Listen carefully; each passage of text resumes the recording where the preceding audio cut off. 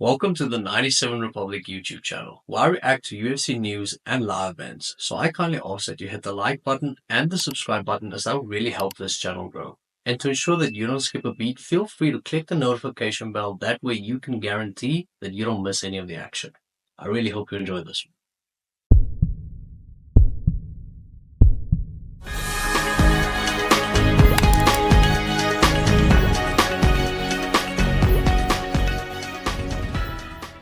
What is next following UFC 313, especially pertaining to fighters of the main and co-main event? Starting off with Magomed Ankalaev versus Alex Pereira, due to the fact that it's the most obvious one. Even Dana White in the post-fight press conference alluded to the fact that the rematch is probably what would be happening next for both men. Now, in saying that, whenever you have an opinion, opinions can change due to the fact that you're provided with new evidence, you experience new things, see new things. Prior to the fight, Magomed Ankalaev versus Alex Pereira, prior to the fight, it felt like Alex would be able to withstand Magomed's pressure, would be able to avoid his takedowns, which he did, but didn't really have an answer for his wrestling in general. Where the entirety of the fourth round, we basically saw Ankalaev just pushing Pereira against the fence and winning that round in that manner. And the difference is, do not see a difference whenever they have a rematch. Now sure, Alex Pereira having probably some of the scariest knockout power ever seen inside of the UFC. If he catches Ankalaev clean, anything could happen. Ankalaev would basically just drop flat. Would he be able to do it, fighting off of the back foot for the entirety of the fight, as basically he did in their first fight this past weekend? Would Pereira be able to adapt, try initiate fighting on the front foot constantly, and with that run the risk of being taken down, as it is much easier to take someone down when they're on the front foot rather than when they're backpedaling? Makes it easier for them to sprawl. Don't know. Just don't see this fight playing out any different than how it already did. Now obviously prior to the fight, had my predictions, thought that Alex would be able to catch Ankalaev, but seeing how steady Ankalaev was, seeing how comfortable he was on the feet, then switching it over to wrestling, basically dominated wherever the fight took place. And we saw this with Alex Pereira. We saw it happen in his last fight with Khalil Roundtree, where Alex basically, I don't want to say sacrificed, but lost the first two rounds due to the fact that Khalil was gonna fade at some point. But keep in mind, the entirety of that fight was playing out on the feet, where the same does not apply with regards to Alex and Magomed's fight, where Magomed Ankalaev in his back pocket has the ability to change levels, initiate in a grappling exchange, and basically dominate Alex. Doesn't need to take him down, due to the fact that he could just push him against the fence, get control time and win the round, the exact same way he did in this previous fight.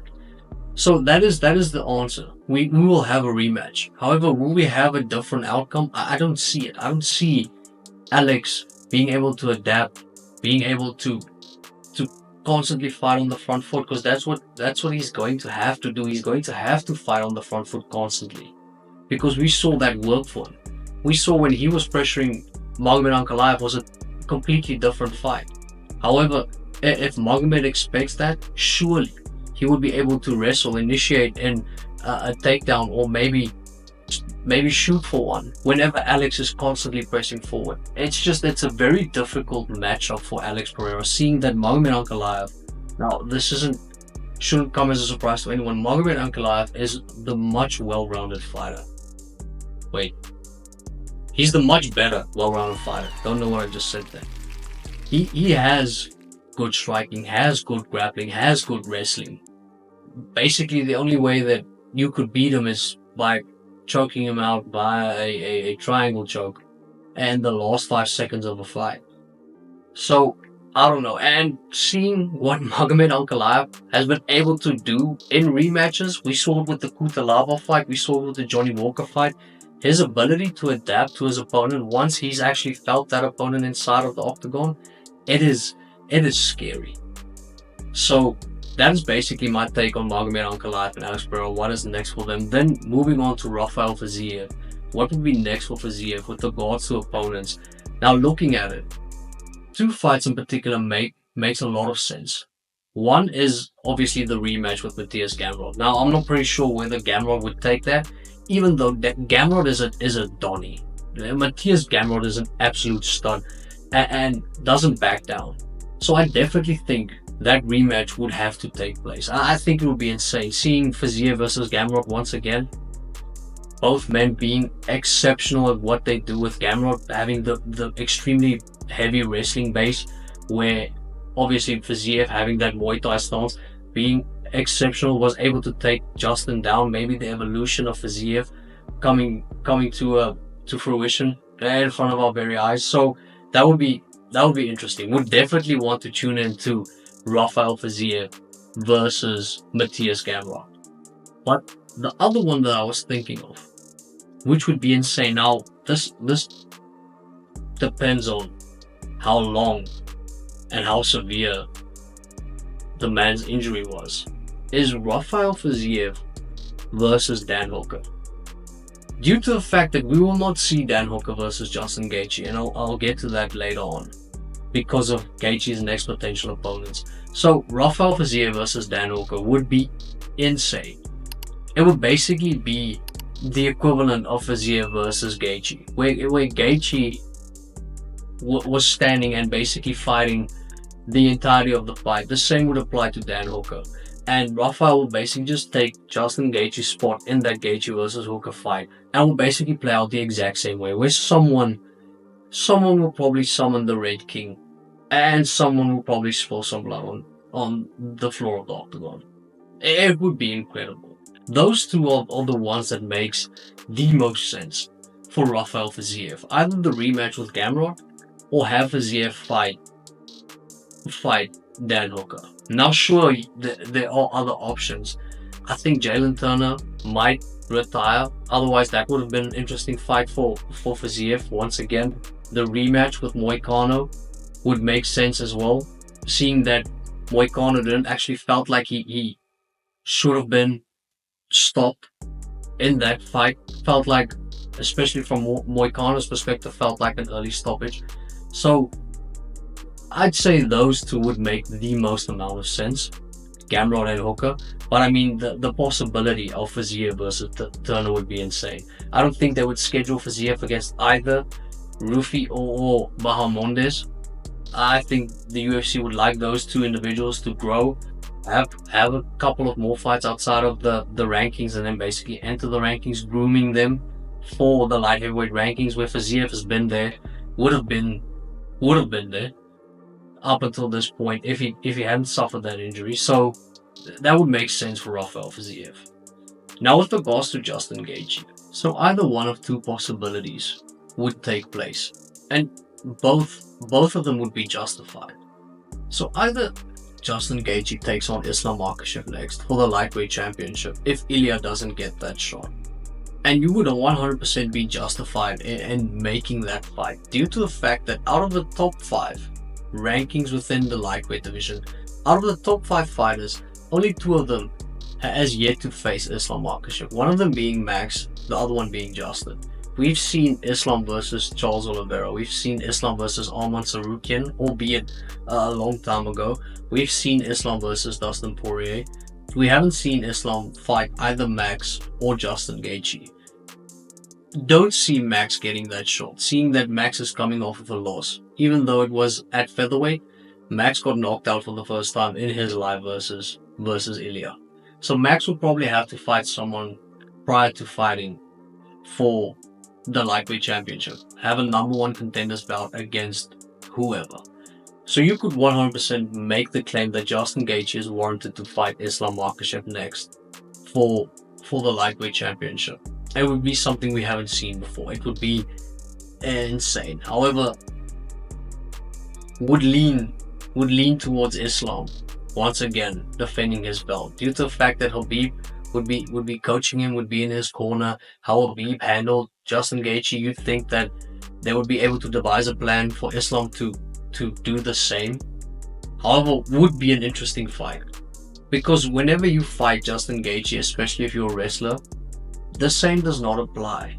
seeing that you cannot afford to make a mistake on your entry, because if any of his shots land clean, you lose the fight.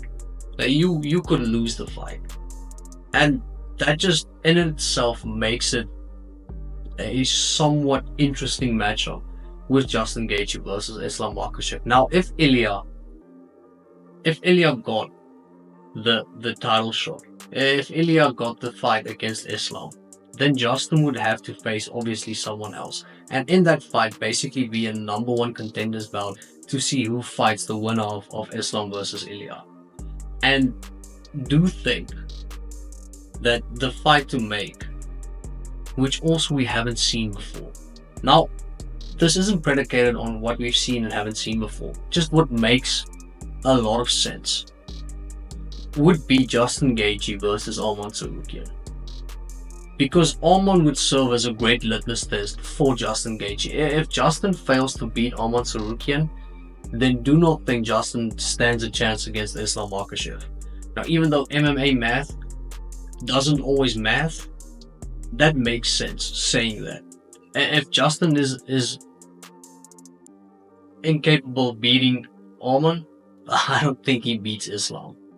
Where if Justin is somewhat able to avoid Arman's wrestling, manages to beat Arman Tsarukyan, then he would 100% have a claim to be capable of beating Islam Makhachev.